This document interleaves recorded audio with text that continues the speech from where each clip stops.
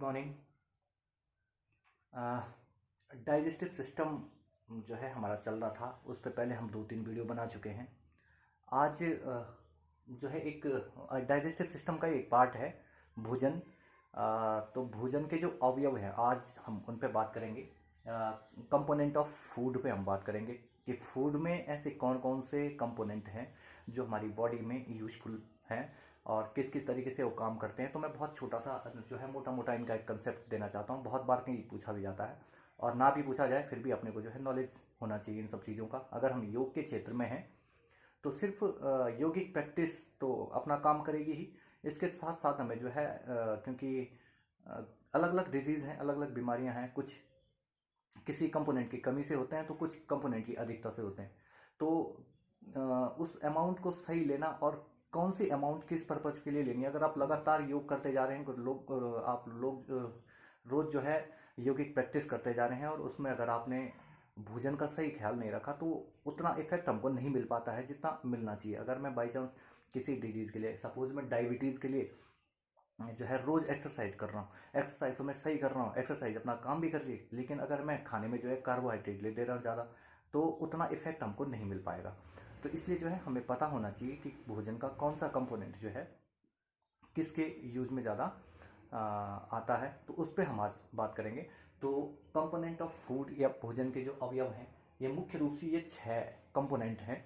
उनमें सबसे पहले हम बात करेंगे फैट या वसा जिसको हम बोलते हैं। भोजन का एक मुख्य अवयव है। इसका जो मुख्य कार्य शरीर के अंदर है फैट का, वो है हीट प्रोडक्शन करना इसका मुख्य कार्य है। होता क्या है कि जब हम फैट कंपोनेंट जो है बाई फूड लेते हैं तो वो जो है हमारी मसल्स में धीरे धीरे करके जमा हो जाता है और जब वो मसल्स में जमा होता है तो वहाँ से जो है ये शरीर को हीट प्रोडक्शन यानी कि गर्मी उत्पन्न करता है शरीर के लिए। तो एक तो इसका पहला कार्य ये है और दूसरा ये है ये एनर्जी का जो है सेकेंडरी सोर्स इसको कहते हैं। ये इसलिए कहते हैं क्योंकि एनर्जी का में से मुख्य सोर्स हमारी बॉडी में क्या है, कार्बोहाइड्रेट है। लेकिन कार्बोहाइड्रेट की कमी अगर बॉडी के अंदर हो जाए तो ऐसी स्थिति में जो है फैट लगातार रिलीज होकर के हीट का प्रोडक्शन के साथ साथ ही जो है एनर्जी का प्रोडक्शन भी करवाती है। तो इसलिए हीट जो है वो ये फैट जो है हीट प्रोडक्शन और एनर्जी प्रोडक्शन का काम बॉडी के अंदर करती है। और इसका पूछा जाता है कि जो फैट है इसकी जो बेसिक यूनिट क्या है, यानी कौन सी यूनिट है जिनसे वो मिलकर बना हो। तो लिपिड या फैटी एसिड इनको बोला जाता है। ये लिपिड्स जो है बहुत सारे लिपिड्स जो है श्रृंखला बनाकर जो है फैट का फॉर्मेशन करते हैं। तो फैट का जो सबसे रिच सोर्स है घी हो गया और ऑयल हो गया, जितने प्रकार के जो ऑयल या तेल हैं वो फैट का अच्छा सोर्स माने जाते हैं। इसके अलावा बादाम हो गया और ड्राई फ्रूट में और भी कई फ्रूट हैं जो फैट का अच्छा सोर्स माने जाते हैं। और ज़्यादातर जो मोटापा शरीर में बढ़ जाता है उसका कारण भी फैट माना जाता है। तो योग में ज़्यादातर फैट को अवॉइड करने की बात की जाती है, लेकिन फिर भी जितनी हमारे शरीर को आवश्यकता हो उतना लेना बहुत ज़रूरी है। तो फैट की बेसिक यूनिट हो गई लिपिड या उनको बोलते हैं फैटी एसिड। ये फैटी एसिड मिलकर के जो फैट का निर्माण करते हैं और इसका जो मुख्य कार्य शरीर के अंदर है वो है हीट प्रोडक्शन करना और एनर्जी जनरेट करना। तो ये हो गया फैट भोजन का पहला अवयव। सेकेंड हो गया कार्बोहाइड्रेट भी जो है सेम, इन दोनों की संरचना जो एक जैसी है। ये भी कार्बन, हाइड्रोजन और ऑक्सीजन के कंपोनेंट हैं। ये इनका जो मुख्य कार्य है शरीर के अंदर वो एनर्जी प्रोडक्शन करना। ये जो वर्तमान एनर्जी जो हम यूज कर रहे हैं, अगर मैं बोल पा रहा हूँ, अगर मैं खड़ा हूँ, अगर मैं कोई भी मूवमेंट मेरी बॉडी के अंदर हो रहा है तो उसके लिए जो एनर्जी बॉडी के अंदर आ रही है वो कार्बोहाइड्रेट से आ रही है। तो कार्बोहाइड्रेट जो है एनर्जी का सोर्स है बॉडी के अंदर। और जब ये कार्बोहाइड्रेट अगर लंबे समय से हम उपवास में हैं या किसी भी कारण से हम कार्बोहाइड्रेट नहीं ले पाए तो उसके बाद फैट जो है वही काम शुरू कर देता है। तो कार्बोहाइड्रेट कार्बन, हाइड्रोजन और ऑक्सीजन के कंपोनेंट हैं और एनर्जी प्रोडक्शन इनका मुख्य कार्य है। और इनकी जो सबसे छोटी जो यूनिट है उनको बोला जाता है सैकराइड्स जो है इसकी सबसे छोटी यूनिट मानी जाती है। तो बहुत सारे सैकराइड्स मिलके जो है पॉलीसैकेराइड्स का निर्माण करती हैं। और पॉलीसैकेराइड्स में आता है जैसे हमारा स्टार्च हो गया, सेलुलोज हो गया, यानी कि इसका जो सबसे अच्छा नेचुरल सोर्स माना जाता है वो क्या है, गन्ना, शुगर केन है। और अन्य भी बहुत से भोज्य पदार्थ हैं जिनमें रिच अमाउंट में मिलता है। तो गन्ना जो है उसमें हमें अगर कार्बोहाइड्रेट लेना है तो उसमें किसके रूप में होगा, सेलुलोज के रूप में होगा या फिर स्टार्च के रूप में होगा। फिर हम उसको जो है सिंथेटाइज करके फिर उसको जो है शुगर के रूप में हम तोड़ते हैं, फिर बॉडी उसको एक्सेप्ट करती है। तो बॉडी उसको जो है ग्लूकोज के रूप में एक्सेप्ट करती है। ग्लूकोज C6H12O6 इसका फार्मूला है। तो ग्लूकोज सबसे छोटी सैकराइड्स है और ग्लूकोज की बहुत सारी यूनिट मिलके जो है पॉलीसैकराइड का निर्माण करती है। तो याद रखने लायक सिर्फ 2-3 चीज़ें ही होती हैं। कार्बोहाइड्रेट किस चीज़ के बने हुए हैं, कार्बन, हाइड्रोजन और ऑक्सीजन से मिलके बने हुए हैं। इनका मुख्य कार्य भोजन के अंदर एनर्जी प्रोडक्शन है, यानी कि जो भी काम हम कर रहे हैं, जो भी मूवमेंट बॉडी के अंदर हमारा हो रहा है वो कार्बोहाइड्रेट की बदौलत ही हो रहा है। और इसकी जो बेसिक यूनिट है वो बेसिक यूनिट इसकी सैकराइड्स हैं, जैसे ग्लूकोज हो गया। ग्लूकोज भी बाद में जो है टूट जाता है, एल्डिहाइड और कीटोन्स में टूटने लगता है, लेकिन ग्लूकोज ही हम सबसे छोटी यूनिट मानते हैं। सैकराइड्स इनको कहा जाता है। और इसका जो सबसे अच्छा सोर्स है शुगर केन है, गन्ना जिसको हम बोलते हैं। इसके अलावा जितने भी भोज्य पदार्थ हैं सब में थोड़ा थोड़ा कार्बोहाइड्रेट होता है, चाहे गेहूँ है, चावल है, सब में ही कार्बोहाइड्रेट थोड़ा ना थोड़ा होता है। तो ये हो गया फैट, इसके बाद हो गया कार्बोहाइड्रेट। तीसरा और सबसे प्रमुख जो भोज्य पदार्थ हमारा है वो है प्रोटीन। तो प्रोटीन का सोर्स क्या क्या है। प्रोटीन जो है सबसे ज़्यादा में दूध, जो मिल्क प्रोडक्ट जितने भी है, चाहे वो पनीर है, चाहे वो अन्य जो भी भोज्य पदार्थ हैं जो कि मिल्क से बनाए जाते हैं, मिल्क के जो प्रोडक्ट हैं उनसे जो हमें प्रोटीन रिच अमाउंट में मिलता है। और अन्य जो खाद्य पदार्थ हैं उनमें भी काफ़ी प्रोटीन मिलता है। जैसे गेहूं है तो गेहूं में भी ग्लूटीन नाम का एक प्रोटीन पाया जाता है। तो गेहूं अगर हम क्रॉप्स की बात करें, क्रॉप्स की अगर हम ऐसी फसलों की बात करें तो फसलों में सबसे ज़्यादा जो प्रोटीन है वो गेहूं में पाया जाता है। अगर हम दलहनों में बात करें तो दलहन सारी दालों में जो है प्रोटीन पाया जाता है, लेकिन उसमें सोयाबीन जो है उसमें 50% से ऊपर जो है प्रोटीन हमको मिलता है। तो सोयाबीन हो गया, चना हो गया और सारी जितनी भी पल्सेस हैं, जितनी भी दालें हैं, वो सब जो है प्रोटीन का अच्छा सोर्स मानी जाती हैं। तो प्रोटीन के सोर्सेज तो ये हो गए। उसके बाद इसका जो कार्य है शरीर के अंदर, हम क्यों प्रोटीन लें, तो प्रोटीन का जो कार्य है वो तो है सेल रिपेयर करना। सेल का रिपेयर करना यानी कि अगर कोई इंजरी हो जाती है, किसी तरीके से सेल रैप्चर हो जाती है या डैमेज हो जाती है, तो वो प्रोटीन की अमाउंट है जो उसको क्या करती है, दोबारा रिपेयर करती है। क्योंकि जब हम जो है सेल पढ़ रहे थे तो उस समय हमने पढ़ भी लिया था कि हमारी जो सेल है वो किस चीज़ की बनी हुई, लिपिड और प्रोटीन की बनी हुई। लिपिड और प्रोटीन यानी फैट और प्रोटीन की बनी हुई है। तो प्रोटीन का एक तो मुख्य कार्य हो गया कि वो क्या करती हैं, सेल रिपेयरिंग का काम करती हैं। दूसरा कार्य है इसका सेल डिवीजन। सेल डिवीजन का मतलब क्या होता है कि एक सेल से दो से चार लगातार जो है अर्धसूत्री और समसूत्री विभाजन होते हैं, जिनसे जो है कोशिकाएं क्या करती हैं, ग्रोथ करती हैं। और इसी के कारण जो है हमारी ग्रोथ होती है, यानी कि हमारी लंबाई, चौड़ाई और मोटाई जो है वो बढ़ती है। तो प्रोटीन का जो मुख्य दो कार्य आपको याद रखने, एक तो है सेल रिपेयरिंग का कार्य करता है, दूसरा सेल डिवीजन। सेल डिवीजन ही जिम्मेदार है हमारी ग्रोथ के लिए, हमारी लंबाई बढ़ाने के लिए या हमारी चौड़ाई बढ़ाने के लिए या हमारे शरीर के किसी भी शरीर की ग्रोथ कराने के लिए जो है रिस्पॉन्सिबल वो प्रोटीन ही है। और इसकी जो सबसे छोटी यूनिट कई बार पूछी जाती है तो अमाइनो एसिड है। बहुत सारे अमाइनो एसिड मिलके आपस में मिलके जो है प्रोटीन का निर्माण करते हैं। प्रोटीन को जब हम लेते हैं किसी सोर्स से, अगर हमने दालों से लिया, दूध से प्रोटीन लिया, तो वो प्रोटीन जो है जब डिकम्पोज होता है, डिकम्पोज होने के बाद अमाइनो एसिड में टूट जाता है। और जब बहुत सारे अमाइनो एसिड आपस में मिलते हैं तो प्रोटीन का निर्माण करते हैं। यानी कि सबसे छोटी यूनिट, सबकी छोटी यूनिट है आपके याद रखनी, चाहे वो लिपिड है, चाहे वो ग्लूकोज है, चाहे अमाइनो एसिड है। तो ये सब क्या है, बेसिक यूनिट है। यानी कि जब वो लास्ट जिस फॉर्म में टूटता है उसको बोला जाता है बेसिक यूनिट, या जिनसे मिलके बना हुआ है। तो अमाइनो एसिड से मिलके जो है प्रोटीन बना हुआ है। और इसके दो मुख्य कार्य हैं। सबसे ज़्यादा पल्सेस में पाई जाती हैं, सोयाबीन में सबसे ज़्यादा। और अगर क्रॉप्स की बात करें तो उसमें गेहूं में सबसे ज़्यादा ग्लूटीन नाम से प्रोटीन पाया जाता है। दूध में तो बहुत सारे पाया जाता है। तो ये तीन तो मुख्य भोज्य पदार्थ हमारे हैं शरीर के अंदर, जो कि डिकम्पोज होते हैं, जो डाइजेस्ट होते हैं, डाइजेस्ट होने के बाद एब्जॉर्ब होते हैं, एब्जॉर्ब होने के बाद बॉडी के अंदर या सेल के अंदर जाके कार्य करते हैं। अब इसमें दो ऐसे एलिमेंट हैं, दो ऐसे तत्व हैं, जैसे एक तो मिनरल्स हो गए, दूसरा विटामिन हो गया। ये डाइजेस्ट नहीं होते हैं और ना ही शरीर में इनका प्रत्यक्ष रूप से कोई कार्य होता है। लेकिन ये दोनों जो है मिनरल्स और विटामिन यानी खनिज और विटामिन जो हैं ये दोनों इन तीनों को कार्यों को करने के लिए, इन तीनों के कार्यों को करने के लिए जिम्मेदार होते हैं। इनको बोला जाता है, ये मिनरल्स और विटामिन, इन दोनों को बोला जाता है, एक शब्द में आप याद रखेंगे, बायोलॉजिकल मेटाबोलाइट्स। ये बायोलॉजिकल मेटाबोलाइट्स हैं, एक टाइप के कैटलिस्ट हैं। कैटलिस्ट क्या होते हैं? कैटलिस्ट होते हैं उत्प्रेरक, उनको बोला जाता है उत्प्रेरक, यानी कि जो किसी क्रिया को घटा या बढ़ा देते हैं, उनको बोला जाता है कैटलिस्ट, उत्प्रेरक। तो ये बायोलॉजिकल मेटाबोलाइट्स या बायोलॉजिकल कैटलिस्ट है। तो बायोलॉजिकल कैटलिस्ट का मतलब क्या होता है कि शरीर के अंदर होने वाली जो बायोकेमिकल रिएक्शंस हैं, बायोकेमिकल रिएक्शंस का मतलब होता है जैसे डाइजेशन एक प्रकार का बायोकेमिकल रिएक्शन है, रिस्पायरेशन श्वसन जो है एक प्रकार का बायोकेमिकल रिएक्शन है।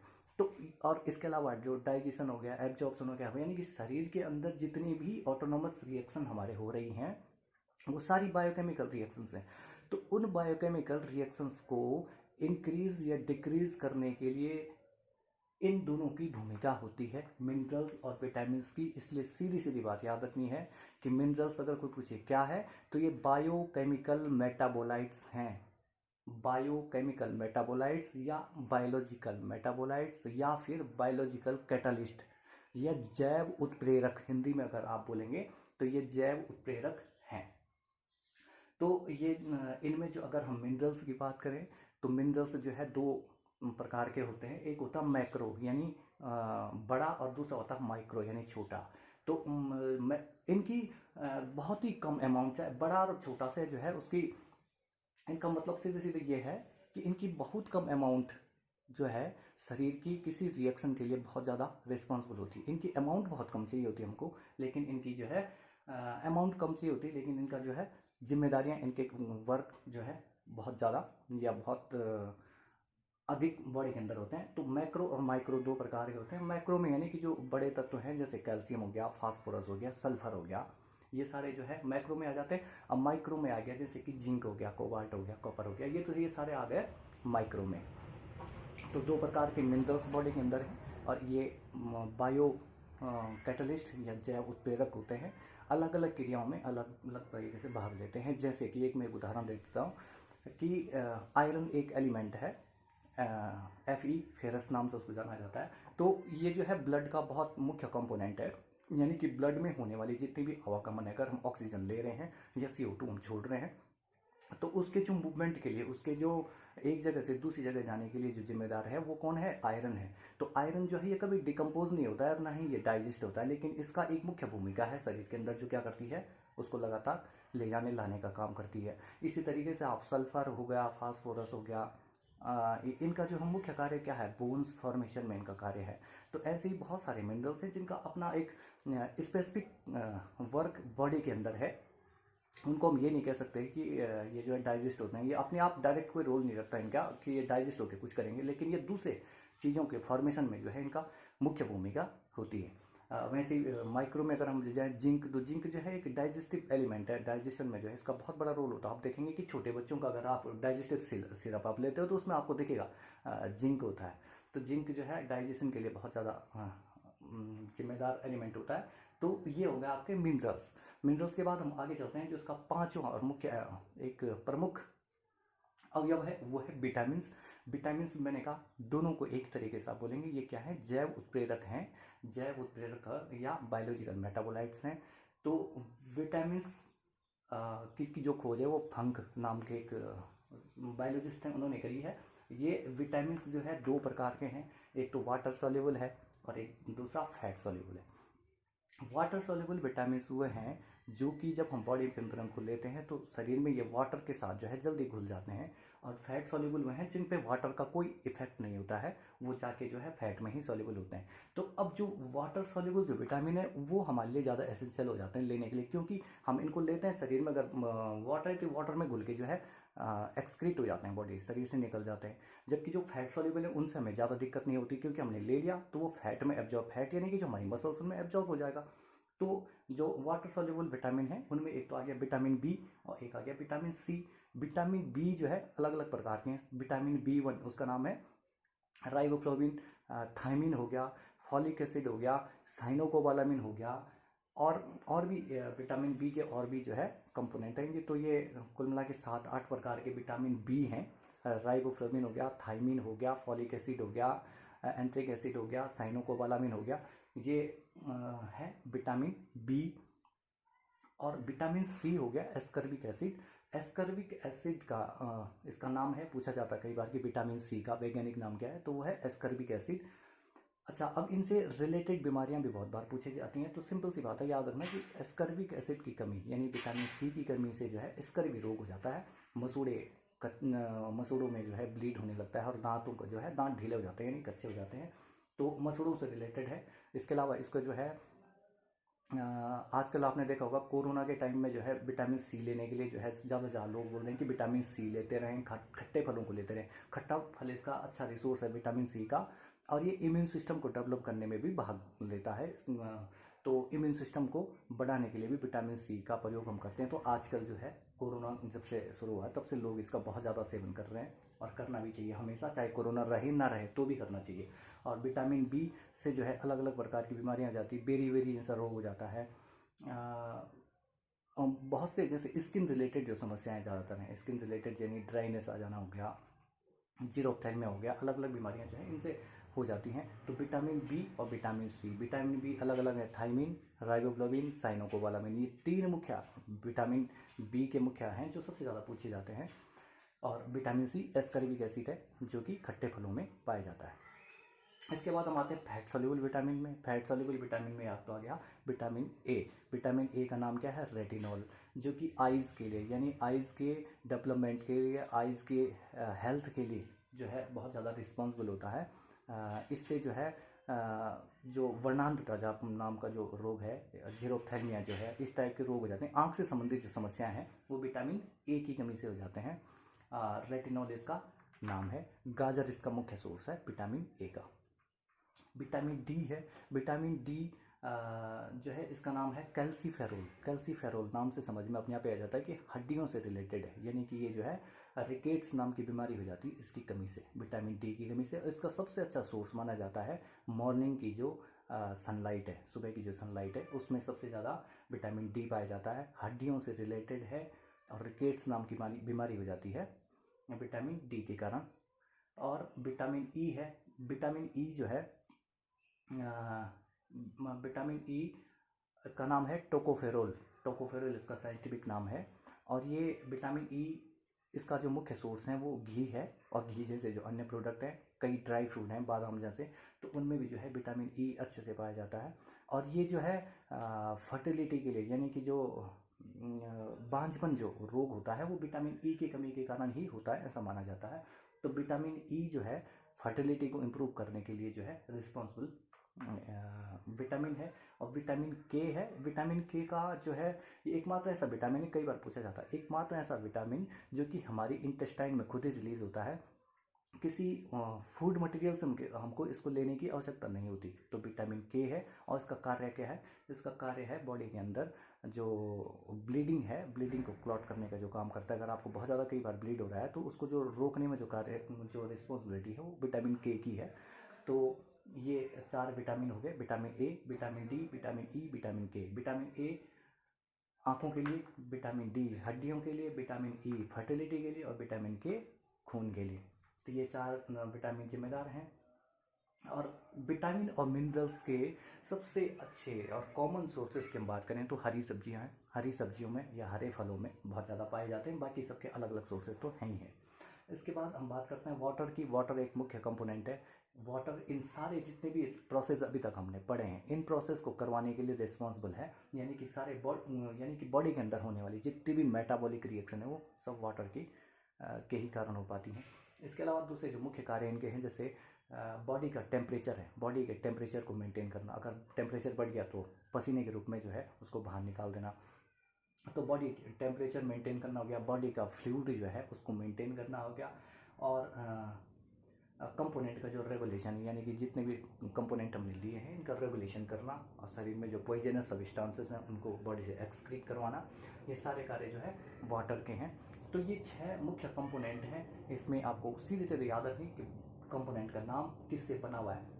फैट कार्बन हाइड्रोजन ऑक्सीजन से मिलकर बना हुआ है। कार्बोहाइड्रेट भी कार्बन हाइड्रोजन ऑक्सीजन से मिलकर बना हुआ है। प्रोटीन कार्बन हाइड्रोजन ऑक्सीजन के साथ साथ सल्फर और नाइट्रोजन के इसमें नाइट्रोजन इसमें मुख्य कंपोनेंट है नाइट्रोजन, इसलिए अमीनो एसिड बनाता है। तो याद रखना कि नाइट्रोजनस कंपोनेंट कौन सा हमारा, वो सिर्फ है प्रोटीन। तो नाइट्रोजनस कंपोनेंट है प्रोटीन और सबसे मुख्य है। इसके बाद जो है मिनरल है, विटामिन है, ये दोनों क्या है जैव उत्प्रेरक हैं बॉडी के अंदर। और वाटर क्या है, ये जो पूरे बॉडी के अंदर होने वाले जो प्रोसेस हैं उनको रेगुलेट कराने का काम करता है, टेम्परेचर मेंटेन करने का काम करता है, ऑस्मोटिक प्रेशर मेंटेन करने का काम करता है, बॉडी से जो पॉइजनस सब्सटेंसेस है उनको एक्सक्रीट करने का काम करता है। तो इस तरीके से आपको जो है थोड़ा थोड़ा ये सब याद रखने हैं। और बहुत ज़रूरी है कि अगर हम किसी को करवा रहे हैं, पता चल रहा है हम किसी को कोई ऐसा योग करवा रहे हैं जिससे लगातार कार्बोहाइड्रेट की कमी शरीर में हो रही है, तो आदमी लगातार कमज़ोर होने लगता है। पता चल उन्होंने इतना फैट रिलीज़ कर दिया कि बॉडी में जो है फैट रोकना ही मुश्किल हो गया, या हमने इतना प्रोटीन यूटिलाइज करवा दिया कि प्रोटीन हम ले कम पा रहे हैं, लगातार हम एक्सरसाइज करवा रहे हैं। तो ये सारी चीज़ें जो है हमको पता होनी चाहिए। तो ये भोजन के मुख्य अवयव थे। इसके बाद जो हम योग पे आएंगे कि योग की प्रक्रियाएं कौन कौन सी है जो डाइजेस्टिव सिस्टम के लिए सही होती हैं, उन पे हम बात करेंगे। इसके अलावा अगर आप लोग पूरा वीडियो देखते हैं और आपको कोई डाउट इसमें होता है तो आप जो है मुझे उसमें मैसेज करके या कमेंट करके वो दे सकते हैं। मैं कोशिश करूँगा आपको ज़रूर सेटिस्फाई कर पाऊँ। इसके लिए बहुत बहुत धन्यवाद।